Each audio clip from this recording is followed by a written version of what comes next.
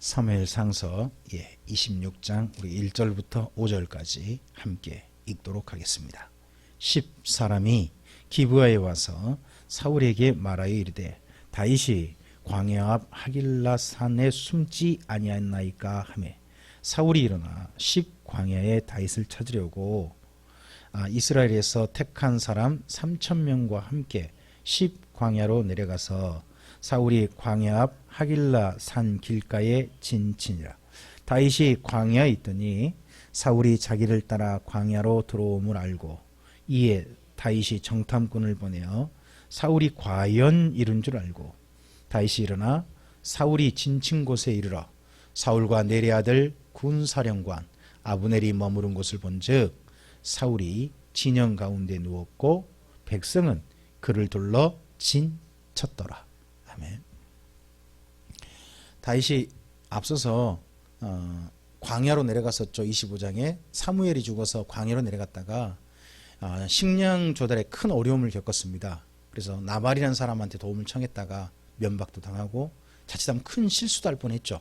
근데 아비가일의 도움을 힘입어서 그때 범죄하지 않았고 나발이 죽은 후에 이 아비가일과 또 이스라엘 여자 아히노함을 아내로 맞이해서 다윗의 어떻게 보면 후원하는 큰 힘을 얻은 것 같습니다. 그러니까 다윗의 정치 후원가 두 가문을 맞이한 거죠. 그렇게 해서 다윗의 일행이 안정이 되어졌습니다. 다윗이 그리고 조금 좀 더 힘을 내서 그쪽 광야에 바람 광야 쪽에 있는 게 아니라 올라갔습니다. 다시 유다 지파 땅으로 가서 10광야라고 하는 광야 그곳에 산 하길라 산이라는 곳에 머물렀습니다. 근데 그곳에 머물렀는데 유다 지파 쪽이 10광야거든요. 근데 유다 지파 사람을 그래서 이때도 다윗 편 다 아닙니다. 10사람들이 다윗이 그곳에 있으면 좀 숨겨줄 수 있잖아요. 근데 그걸 사울에게 알려요. 그러니까 유다 지파 사람이라고 해서 전부 다 다윗을 따른 게 아니다 하는 것도 또 우리가 좀 이해를 해봐야 됩니다. 그러했을 때 그곳에 숨어 있는 어떻게 보면 좀 문신에 있는 그런 다윗을 이 10사람이 알리는 바람에 사울이 이 다윗을 찾으러 왔는데 3,000명의 군사를 데리고 왔다는 겁니다. 다윗의 군대는 다윗과 함께하는 사람은 600명입니다. 600명이고 또 문제가 뭐냐 그러면 다윗의 일행은요 그 600명의 가족이 함께 있습니다. 쉽게 군사만 있으면요 보호할 사람이 없으니까 자기들이 싸우다가 안 되면 급하게 움직여 버리면 됩니다. 그런데 가족이 있으면 어떻게 돼요? 굉장히 여러모로 힘들어요. 그런데 그 가족을 돌보는 가운데 이 사울과 싸워야 되거든요. 그래서 다윗이 또 이 소식을 듣습니다. 보니까요 사울 쪽에도 다윗의 행적을 알려주는 사람이 있는가 하면 다윗에게도요 자기를 쫓아오는 사울이 있다 그러면 알려주는 사람이 있는 것 같아요. 그러니까 사울이 군대를 일으켜가지고 유다지파 쪽에 오니까 유다지파 누군가가 딱 그걸 봤다가 다윗에게 알려줬는지 그건 잘 모르겠습니다. 근데 대부분 어떻게 하느냐 그러면 아마도 요나단일 것이다 그렇게 봅니다. 사울의 아들 요나단이 아버지가 너 잡으러 갔다 하고 알려줬을 거란 겁니다. 저도 그렇게 짐작해 봅니다. 아마 요나단이 알려주지 않았겠느냐라는 생각을 합니다. 근데 어쨌든 사울이 그렇게 쫓아온 걸 소식을 알고 다윗은 이번에는요 실제로 가까이 가봅니다. 그전에는 왔다는 소식 들으면 무조건 도망쳤거든요.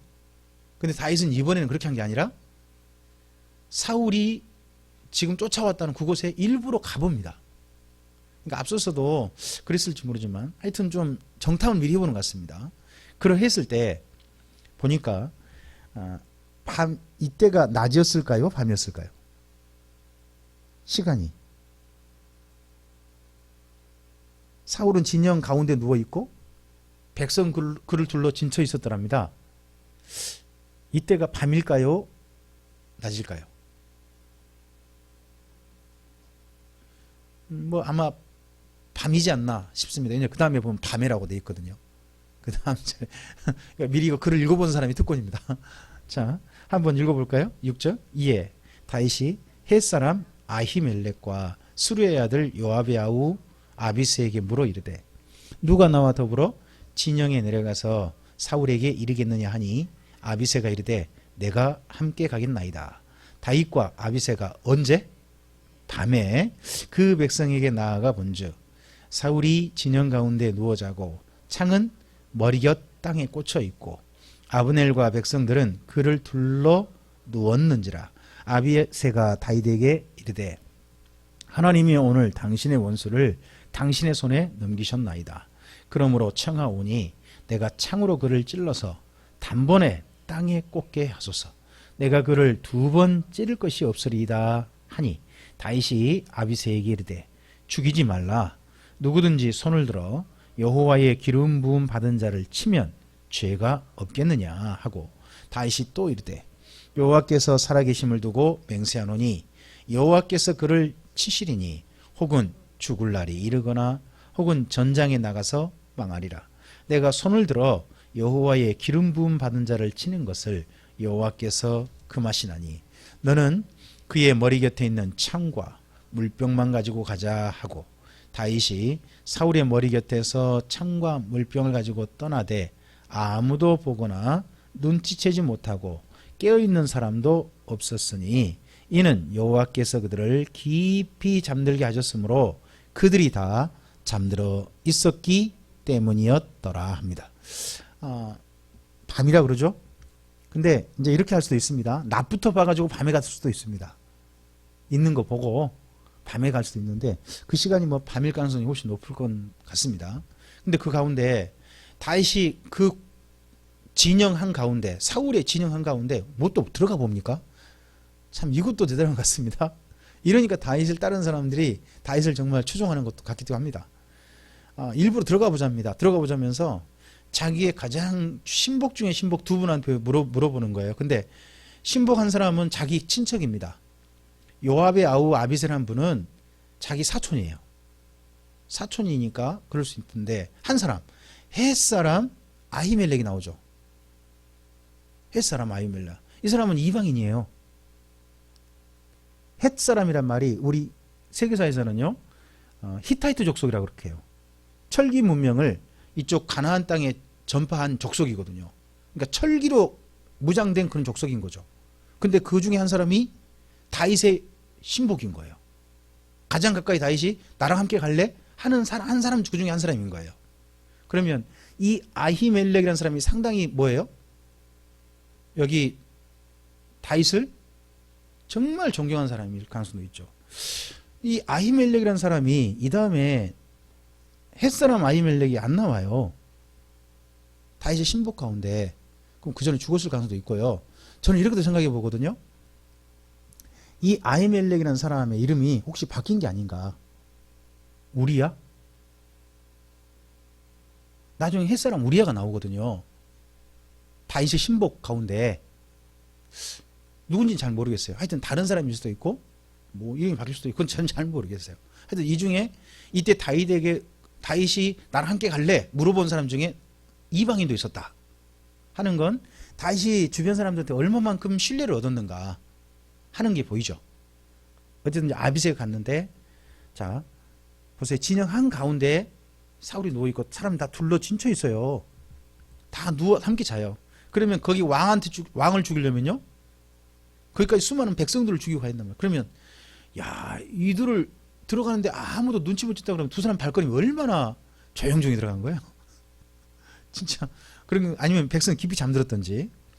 그리고 또 한가운데 들어가서 조용히 창하고 그리고 또 물병을 가지고 나오는 거예요. 그럴 때 아비색 한 말 있죠. 이 죽여봅시다. 하나님께서 오늘 당신의 손에 이 사울을 손에 붙였습니다. 그동안 쫓김 당하면서 얼마나 억울했겠습니까? 이 사울에게 대해서. 그랬을 때 다윗이 한 말, 똑같은 말입니다. 이전에 다윗이 한번 이 말 했었거든요. 거기 9절부터 11절 말씀이지 않습니까? 이 부분은 우리가 좀 표시를 해놔야 돼요. 이게 이제 다윗의 소신이라고 부릅니다. 다윗은 이런 소신을 갖고 있습니다. 하나님의 기름 부음 받은 자는 내 손으로 결코 치지 않겠다 하는 게 다윗의 소신입니다.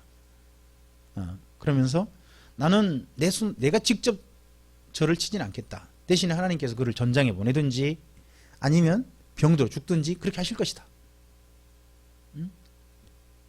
이런 마음과 함께 갑니다. 근데 사실은 또 생각해 보면 어쨌든지 사울이 아무리 미워도요, 자기 장인어른이잖아요. 만약에 이때 다윗이 사울을 죽이면 무슨 소문이 나는 거예요, 이제 앞으로? 그동안 안 좋은 사람들은요, 안 좋게 소문 내거든요. 저놈 장인 죽인 놈이라고 막 이런 식의 이야기가 다 있을 거예요. 근데 이때 죽이지 않은 거죠. 자, 그리고 난 다음에 한참 이제 떠나서 좀 거리를 둡니다. 두고 난 다음에 꼭 다윗은요, 사울에게 눈치채게 줍니다. 뭔 일 당한 걸. 자, 13절요. 읽어보죠. 이에 다윗이 건너편으로 가서 멀리 산꼭대기에 서니 거리가 멀더라. 다윗이 백성과 넬의 아들 아브넬에 대하여 외쳐 이르되 아브넬아 너는 대답하지 아니하느냐 하니 아브넬이 대답하여 이르되 왕을 부르는 너는 누구냐 하더라. 잠깐만요. 아브넬아 했는데 누구를 부른다고요? 왕을 부르는 너는 말이 좀 희한한 말이죠. 이게 이제 그러면 아브넬을 부른 게 그건 누구를 부르는 거? 사울을 부른 것 정도로 권위가 있는 사람이 누구? 아마도 이제 아브넬일 겁니다. 그러니까 보통 이제 왕을 만나기 전에 먼저 누구를 반드시 만나보고 아브넬을 만나보고 만나보지 않았나 싶습니다. 근데 다윗은 어쨌든지 사울 왕을 직접 부른 게 아니라 아브넬을 불렀다는 겁니다. 자, 15절입니다. 다윗이 아브넬에게 이르되 내가 용사가 아니냐? 이스라엘 가운데 너 같은 자가 누구냐? 그러한데 내가 어찌하여 내 주 왕을 보호하지 아니하느냐? 백성 가운데 한 사람이 내 주 왕을 죽이려고 들어갔었느니라. 내가 행한 일이 옳지 못하도다. 여호와께서 살아계심을 두고 맹세하노니 여호와의 기름 부음 받은 너희 주를 보호하지 아니하였으니 너희는 마땅히 죽을 자이니라. 이제 왕의 창과 왕의 머리 곁에 있던 물병이 어디 있나 보라 했다는 겁니다. 자, 이 왕을 보호하는 주변 사람들 가운데 그 보호할 책임을 지고 사울 곁에 있는 사람이 누구겠습니까? 아브넬이겠죠. 근데 지금 아브넬이 다윗이 다녀간 걸 전혀 몰랐다는 겁니다. 이건 큰 중재인 거죠. 쉽게 말하면 청와대에 간첩이 들어왔다 나간 겁니다. 근데 그 실제 흔적이 발견됐습니다. 그럼 어떻게 할까요? 그 청와대 지킨 사람 책임져야죠. 에? 근데 그 지키는 총책임자가 현재는 누구? 아브넬이었다는 겁니다. 이 죄가 어느 정도냐? 죽을 죄라는 겁니다. 자, 이러했을 때 그 소리를 듣고서 사울이 말을 합니다. 17절입니다. 사울이 다윗의 음성을 알아듣고 이르되 내 아들 다윗아 이것이 내 음성이냐 하는지라. 다윗이 이르되 내 주 왕이여 내 음성이니이다 하고 또 이르되 내 주는 어찌하여 주의 종을 쫓으시나이까? 내가 무엇을 하였으며 내 손에 무슨 악이 있나이까? 원하건대 내 주 왕은 이제 종의 말을 들으소서. 만일 왕을 충동시켜 나를 해하려 하는 이가 여호와시면 여호와께서는 재물을 받으시기를 원하이다마는 만일 사람들이면 그들이 여호와 앞에 저주를 받으리니 이는 그들이 이르기를 너는 가서 다른 신들을 섬기라 하고 오늘 나를 쫓아내어 여호와의 기업에 참여하지 못하게 함이니이다. 그런즉 청하건대 여호와 앞에서 먼 이곳에서 이제 나의 피가 땅에 흐르지 말게 하옵소서. 이는 산에서 메추라기를 사냥하는 자와 같이 이스라엘 왕이 한 벼룩을 수색하러 나오셨음이니이다 합니다. 다윗이 한 말, 아브넬과 한 말을 듣고 사울이 부르는 말, 사울은 항상 다윗을 부를 때 이렇게 부릅니다. 내 아들 다윗아. 근데 아들 죽입니까? 어쨌든지 참 사울이 자기가 어떻게 보면 궁색한 처지에 있을 때마다 다윗을 부를 때 내 아들 다윗아 합니다. 이게 습관인지 아니면 이럴 때만 부르는 호칭인지는 잘 모르겠습니다. 그러면서 왜 저를 쫓습니까? 근데 이 사울이 쫓는 이유를 보입니다. 19절을 보면 이 사울이 다윗을 쫓고 죽이려고 하는 게요. 사울 혼자가 아니란 겁니다. 아무리 봐도. 이때 왕의 마음을 충동시켜서 여호와께서 그러셨다면 나는 하나님께 제물 되겠습니다. 그럼 내가 기꺼이 죽겠습니다. 그 이야기겠죠. 근데 옆에 그 다음 보면 누구라고요? 사람들이면. 그들이 여호와 앞에 조주받기를 원합니다. 저는 잘못한 거면 저를 이렇게 하니까 잘못 무죄한 자를 죽이려고 하는 사람은요 저주받는 거예요 성경에.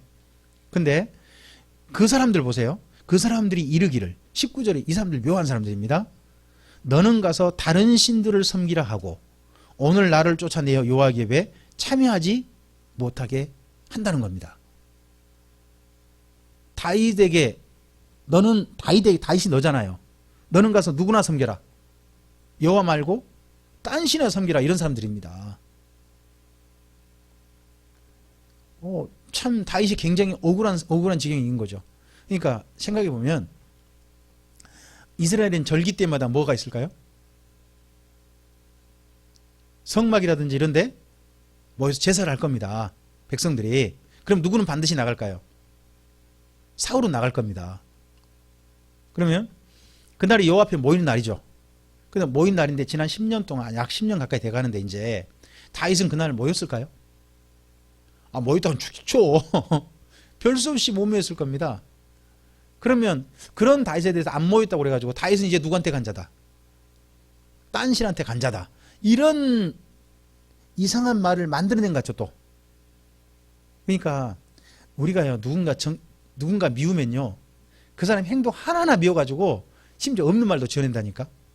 막 그런 게 있어요. 다윗이 그런 소리까지 들었던 모양입니다. 얼마나 억울하겠어요. 다윗이 이 광야에서 지내면서도 늘 하나님께 찾고 하나님의 말씀을 들으려고 하고 하나님의 음성에 자기가 어떻게 보면 손해가 있어도 순종하던 사람이 누굽니까? 다윗 아니겠습니까?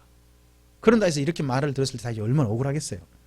그러면서 자기를 찾는 게 뭐라고 표현하냐 그러면요. 자, 산에서 매출하게 사냥할까요 안 할까요? 옛날에 안 한다는 겁니다. 매출하게 사냥하러 일부러 산에 안 간다는 겁니다. 산에는 적어도 뭘 사냥하러 간다? 그보다 훨씬 큰 거, 그런 걸 사냥하러 간다는 겁니다. 그럼 산에 매출하게 사냥하러 갈 일은 전혀 없다는 겁니다. 쉽게 말하면. 예? 근데 다른 비유를 하나 더 듣습니다. 매출하기도 아니고 뭘 찾으러 왔다? 벼룩. 아니 산에 매출하기도 찾으러 안 가는데 지금 왕께서는 산에 벼룩. 그럼 자기가 뭐가 된 거예요? 자기는 매출하기도 아니고 저 벼룩입니다. 자기를 한껏 낮춥니다. 그랬을 때 사울이 한 말입니다. 자 21절 이하입니다. 사울이 이르되 내가 범죄하였도다. 내 아들 다윗아 돌아오라.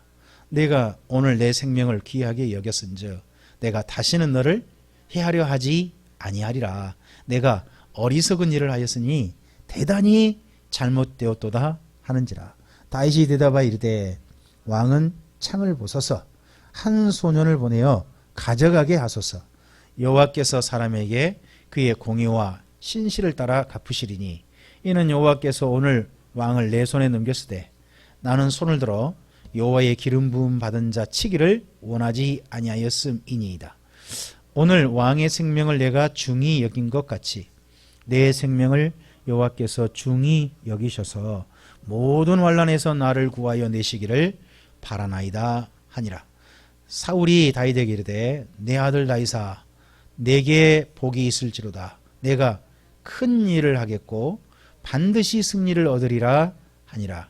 다윗은 자기 길을 가고 사울은 자기 곳으로 돌아가니라 합니다. 사울은요 다윗이 자기를 죽이려고 했던 두 번 다 죽일 수 있었던 기회 두 번 다 포기했을 때마다 이렇게 말합니다. 다윗아 돌아와라. 근데 이 말도 하죠. 내가 다시는 너를 해하려 하지 아니하리라. 자, 근데요 사울은 다시는 해하려 하지 않을 수 있습니다. 근데 주변 사람들은요 왕이요 신하를 안 죽이고 싶다 하더라도요 여론에 밀려 신하 죽인 경우도 많습니다. 우리나라 역사 속에 그런 경우 아주 많습니다. 근데 사울은 나는 다시는 널 죽이려고 하지 않겠다. 그건요 자기고 주변 사람들에게 책임지겠다는 말은 아니잖아요. 반드시 널 죽지 않게 해주겠다 그런 말은 아니잖아요. 하여튼 어쨌든 사울은 그렇게 말하고 내가 대단히 잘못되었다 이 말도 합니다. 그리고 마지막에 다윗을 축복합니다. 어떻게 보면요 다윗은 어느 정도냐 원수로부터 자기 스스로 원수가 아니라 다윗을 원수로 여긴 사람으로부터 자기 잘못을 인정하게 만들었죠. 거기다가 또 뭐도 하게 합니까? 원수가 그를 축복하게 합니다. 이 정도가 갔다는 겁니다. 어떻게 보면요, 이 땅에서 우리의 삶이 이런 거에 사실 모범이 돼야 됩니다. 자, 성경 한번 생각해 보시기 바랍니다. 아브라함이 우물 팠죠. 우물 팠는데 우물 파고 자꾸 뺏겨요. 우물. 그랬는데 누가, 블레셋 사람들이 있지 않습니까? 아비멜렉과 그 사람들이 이 아브라함을 인정해 줍니다. 여호와께 당신과 함께한 것 같다. 그 다음에 그의 아들 누굽니까? 그의 아들 이삭이 있습니다. 이삭도 우물을 뺏겼습니다. 큰 손해를 입은 겁니다. 그랬는데 그에게 원수들이 와가지고, 자기네 핍박이던 사람들이 와서 인정해 줍니다. 사실은 성경을 읽으면서 우리가 봐야 할 건 그런 겁니다. 성도들의 삶에 착함이 어느 정도까지 가야 되느냐 하는 부분들입니다. 우리한테 악하게 대한 사람들도 적어도 한 가지는 인정하고 죽어야 한다고 봅니다. 저 사람 착했어. 그건 우리가 인정받아야 되는 겁니다. 참 어려운 겁니다. 적어도 다윗은 마지막, 이게 이제 사울과의 마지막 만남이거든요. 근데 이때 뭐를 인정받습니까? 사울이 이렇게 말합니다. 내가 대단히 잘못했고 너는 의롭다. 심지어 너는 여호와로부터 복을 받아라. 축복까지 해주는 지경까지 온 겁니다. 어쨌든지 이런 지경까지 오고 난 다음에 맨 마지막 이야기가 참 의미심장합니다. 자, 보세요. 다윗은 자기 길로 가고 사울은 자기 곳으로 갔답니다. 두 사람의 앞으로 행적이 이 두 마디, 이 표현이 아주 재밌게 표현된 겁니다. 다윗은 어떻게 된 겁니까? 자기, 그럼 앞으로도요. 네, 정착이 안 됩니다. 계속 도망 다닌다는 겁니다. 앞으로 한동안은 계속해서 자기 길을 갔습니다, 결국. 그런데 사울은요, 자기 곳.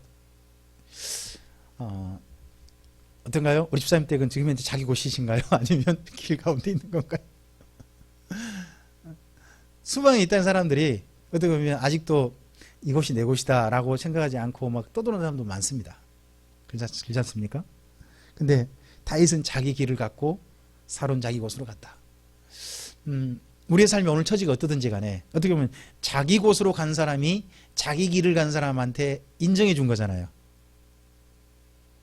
그런 거잖아요. 훨씬 더, 그래, 쉽게 말하면 갑질할 수 있는 사람이 갑질 당한 사람한테 인정해 준 거잖아요. 우리의 삶이, 우리 처지가 다른 사람들 보기에 아이고 저 정도면 밖에 안 되고 애게 그런 소리 들을지도 모릅니다. 형편은. 근데 우리 속사람, 우리가 살아가는 모습은 우리 주변 사랑하는 사람들한테, 우리랑 함께하는 사람들, 또 심지어 우리를 미워하는 사람, 나랑 사이가 진짜 안 좋은 사람에게도 저 사람 그래도 사람은 괜찮아 하는 정도는 우리가 인정받고 그렇게 우리 삶을 걸어갔으면 좋겠습니다. 기도하겠습니다. 하나님 아버지, 감사합니다. 주님의 선하신 도우심 가운데 여기까지 이르렀습니다. 우리의 삶이 하나님의 선하신 도우심 가운데 걸어왔는데 오늘 다윗을 보면서 다시 한번 우리는 어느 정도까지 이르렀지, 어느 정도 인생을 살고 있지 하는 생각을 하게 됩니다. 다윗은 자기에게 10년이나 자기를 죽이려고 쫓아다니는 자기의 장인인 사울로부터 인정받은 사람임을 다시 한번 확인합니다. 10년이나 자기를 죽이려고 하는 그런 원수에게 너는 괜찮은 사람이다, 네가 의롭고 내가 잘못했다 하는 말을 듣는 다윗인데, 과연 우리는 우리의 삶 속에서 어떠한 삶을 살고 있는지 생각해 보게 됩니다.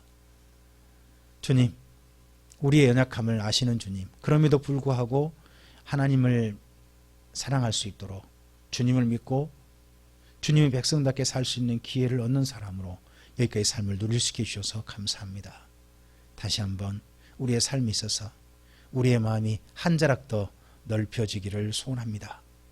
우리 마음에 꼭꼭 담긴 분노와 아픔과 그리고 결코 가까이 하고 싶지 않는 싫어함과 미워함이 우리 마음속에 조금이라도 한꺼풀 벗겨지고, 심지어 우리를 정말 싫어하는 사람들, 내가 싫어하는 사람이 아니라 나를 싫어하는 그 사람이 적어도 우리가 올바른 사람이란 것을 인정할 수 있는 자리로 우리의 삶이 나갈 수 있도록 주의 인도하심을 허락해 주시옵소서. 주님의 손길에 우리의 삶을 의탁드리오며 예수님 이름으로 기도합니다. 아멘.